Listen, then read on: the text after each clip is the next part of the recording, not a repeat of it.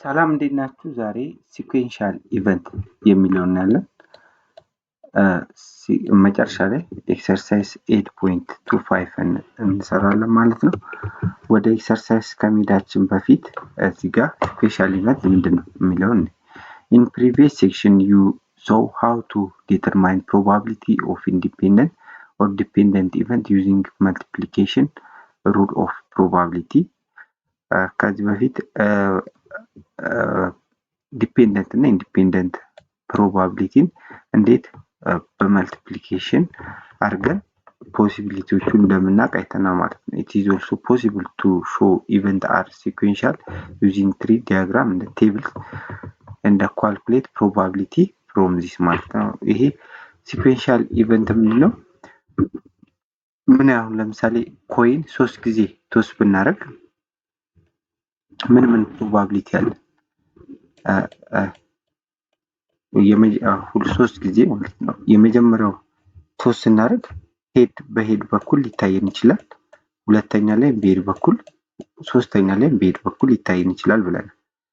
የመጀመሪያው በሄድ ታይቶን፣ ሁለተኛው በሄድ ታይቶን፣ ሶስተኛው በቴል በኩል ሊታየን ይችላል። የመጀመሪያው በሄድ፣ ሁለተኛው በቴል፣ ሶስተኛው በሄድ እያለን ብዙ ማስቀመጥ እንችላለን። ይሄንን በምን እናስቀምጠው? በሲኩዌንሻል ኢቨንት ብናስቀምጠው ደግሞ ትሪ የሚባል አለ።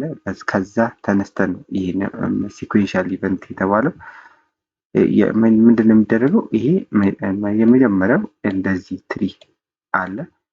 የመጀመሪያው ቶሳችን ምን ሊሆን የሚችለው? ወይ ቴል ነው ወይ ሄድ ነው ወይ ደግሞ ቴል ነው። የመጀመሪያው ሁለተኛው ኤክስፐሪመንታችን ላይ ሄድ ልናገኝ እንችላለን፣ ቴል ልናገኝ እንችላለን። አሁንም ሶስተኛው ፕራክቲሳችን ላይ ሄድ ልናገኝ እንችላለን፣ ቴል ልናገኝ እንችላለን። በዚህ በኩል ጨረስን ማለት ነው። በቴል በኩል ደግሞ እንሄዳለን። ሁለተኛው ሙከራችን ላይ ቴል አግኝተን አሁን በዚህ ጋር ሄድ ሲሆን ቴል አግኝተን ሄድ ልናገኝ እንችላለን። አሁንም ሶስተኛው ሙከራ በኤክስፐሪመንታችን ላይ ቴል አግኝተን ሄድ ልናገኝ እንችላለን። እዚህ ጋር ቴል አግኝተን ሄድ ልናገኝ እንችላለን። ይሄ ሁሉ ፕሮባቢሊቲ አለ ማለት ነው። ወይ ደግሞ ስናስቀምጠው በሄድ ጀምረን በሄድ እየጨረስን ለመሄድ እንዲመችን እንደዚህ ከምናደርገው ምን ብናደርግ ይሻላል? በሄድ ስለጀመርን እዚህ ጋር ሁለተኛው ሙከራችን ላይ ሄድ አግኝተን ቴል፣ አሁንም ሄድ አግኝተን ቴል፣ ሄድ ቴል እያልን እንድንሄድ ማለት ነው።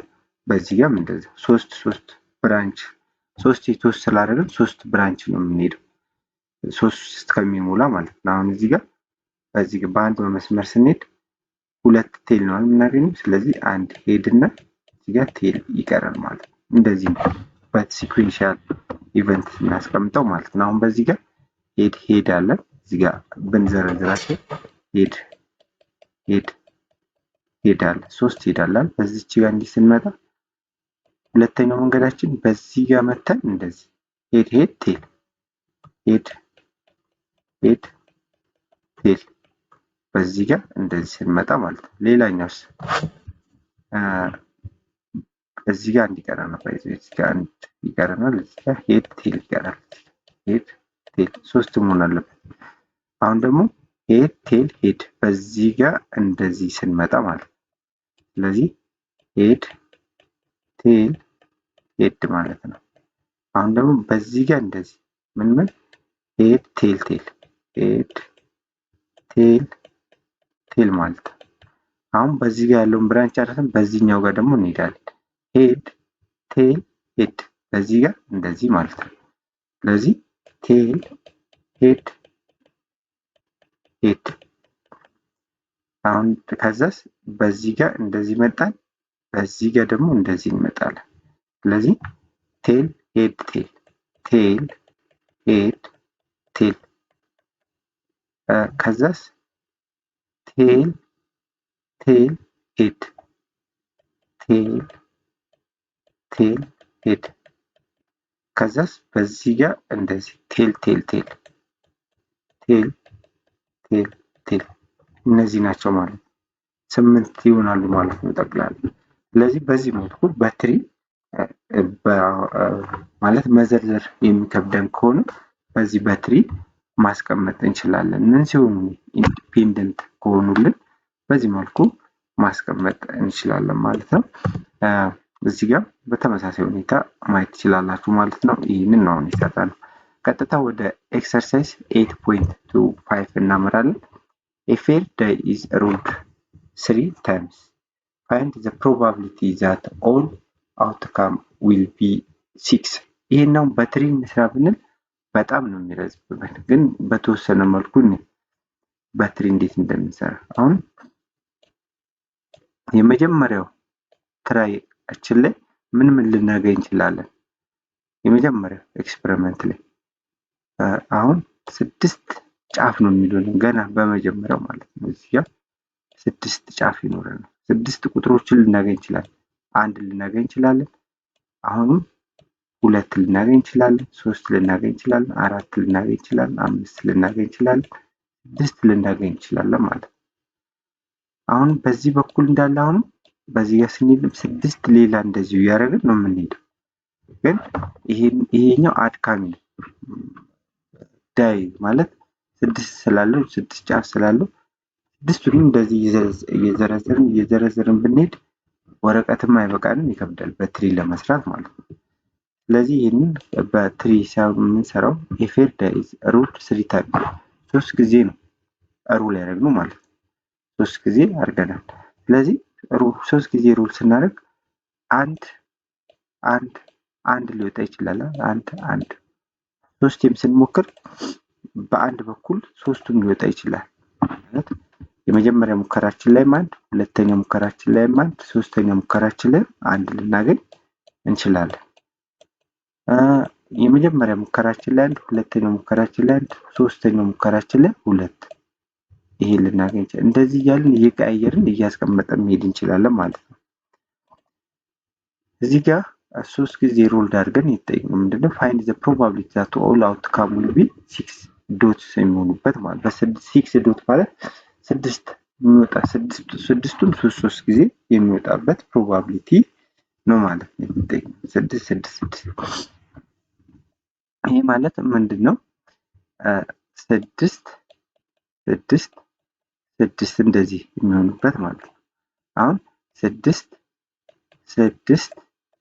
ምን ሊኖረን ይችላል? አንድ ሊኖረን ይችላል። ይሄ አንዱ። አሁንም ሌላ 6 2 ሊኖረን ይችላል እያልን እንደዚህ እንቀጥላለን። ነገር ግን 6 የሚኖረን ፕሮባቢሊቲ አንዴ ብቻ ነው። ከስንቱ የመጀመሪያው ፕሮባቢሊቲ አንድ ጊዜ ነው። 6 ማለት 6 ሊወጣልን የሚችለው ማለት ነው። የመጀመሪያው ኤክስፐሪመንታችን ላይ 6 ነው ልናገኝ የሚችለው።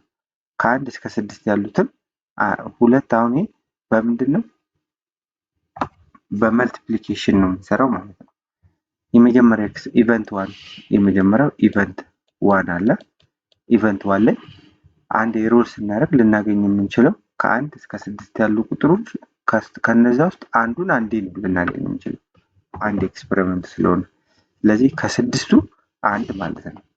ስለዚህ ከ6ቱ አንድ ሲባዛ አሁንም ከ6ቱ አንድ አሁንም ከ6ቱ አሁንም አንድ 3 ጊዜ 6 ሊሆን የሚችለው ይሄን ስናበዛው 1 ሲባዛ 1 ከዛ 6 ሲባዛ 6 216 ነው ፕሮባቢሊቲ ያለው ማለት ነው። በጣም ትንሽ ነው ማለት ነው። አንዴ ብቻ ነው ከ216ቱ ፕሮባቢሊቲ ያለው ማለት ነው።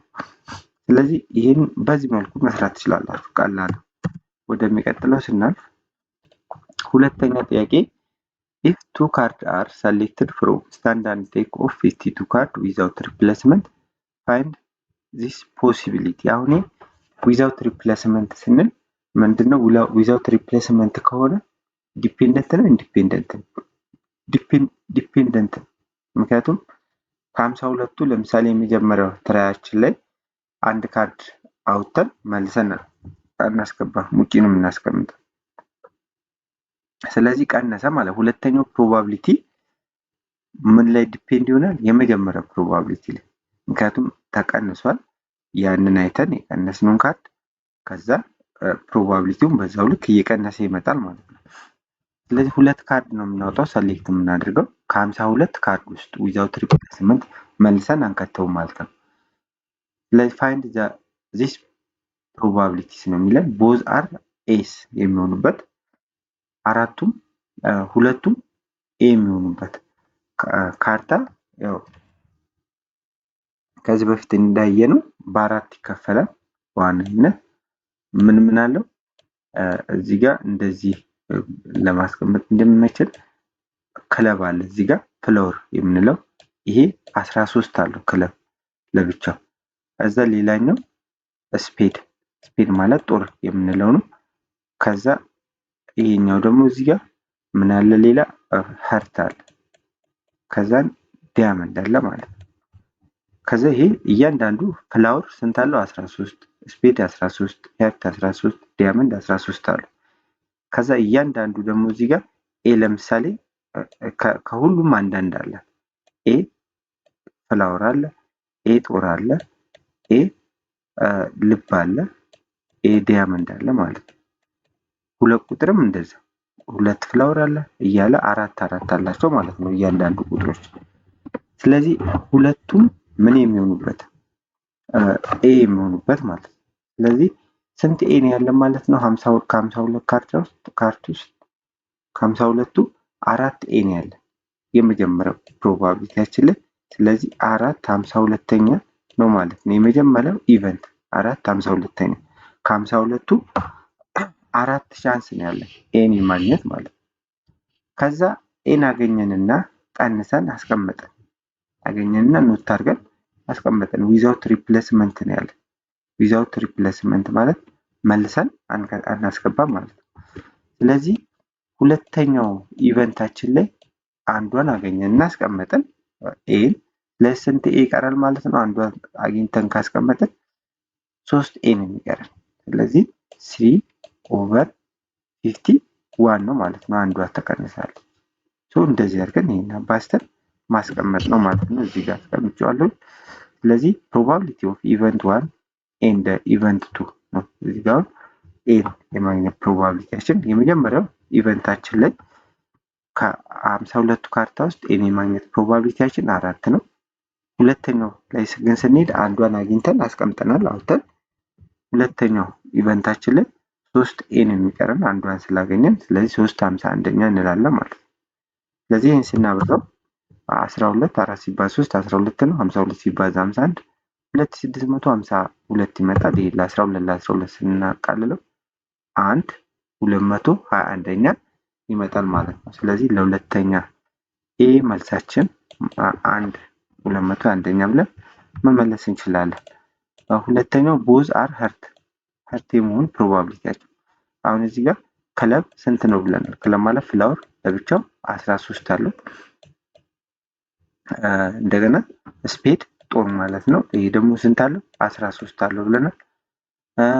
ሀርት ደግሞ ለብቻው ልብ ማለት ነው 13 አለው።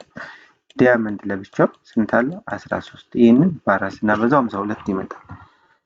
ስለዚህ የመጀመሪያው ፕሮባቢሊቲያችን ሀርት ሆኖ ሁለተኛው ሀርት የሚሆንበት ማለት ነው ዊዛውት ሪፕሌስመንት ነው። ስለዚህ ልብ የመጀመሪያው ከ52 ካርድ ውስጥ ስንት ከ52 ካርድ ውስጥ ልብ ስንት ነው ያለው? 13 ነው ብለናል። ስለዚህ የመጀመሪያው ፕሮባቢሊቲያችን ላይ ከ52ቱ ስንት ፕሮባቢሊቲ ነው ያለን? 13 ሀርቶች ስላሉ 13 ፕሮባቢሊቲ ያለን ማለት ነው። ሁለተኛው ፕሮባቢሊቲያችን ላይ ግን አንዷን አውጥተን አስቀምጠናል። ስለዚህ አንድ ልብ ቀንሰናል ማለት ነው። ስለዚህ 12/51ኛ ነው ማለት ነው። ይሄን አባሰናውን ማስቀመጥ ነው። እዚህ ጋር ስለሰራው ነው የሚል እንችላለን። ፕሮባቢሊቲ ኦፍ ኢቨንት 1 ኤንድ ኢቨንት 2 ነው። ስለዚህ የመጀመሪያ ሙከራችን ላይ ስንፈልግ ከ52ቱ 13 ቻንስ አለን ልብን የማግኘት። ስለዚህ 13 ከ52 እንላለን። 13 52ኛ ሲባዛ ሁለተኛው ሙከራችን ላይ ስንሄድ የመጀመሪያው ሙከራ ላይ አንድ ካርድ አግኝተን ቀንሰናል። ስለዚህ አንድ ሀርት ተቀንሷል። 12 51ኛ ይሆናል ማለት ነው። ስለዚህ ይህን ስናበዛው 13ን በ12 156 ነው። 52 ሲባዛ 51 2652 ነው። ይህንን ቦት ሳይድ በ156 ስናካፍለው 1/17ኛ ይመጣል ማለት ነው። ሁለተኛ ጥያቄም በዚህ መልኩ ሰርተን ጨርሰናል። ኔክስት ታይም ሪል ላይፍ አፕሊኬሽን ፕሮባቢሊቲ እናያለን። ቻናሉ ሰብስክራይብ አድርጉና ጠብቁኝ። ጥያቄ ወይም ማስተያየት ካላችሁ ኮሜንት ላይ ጻፉልኝ። መልካም ጊዜ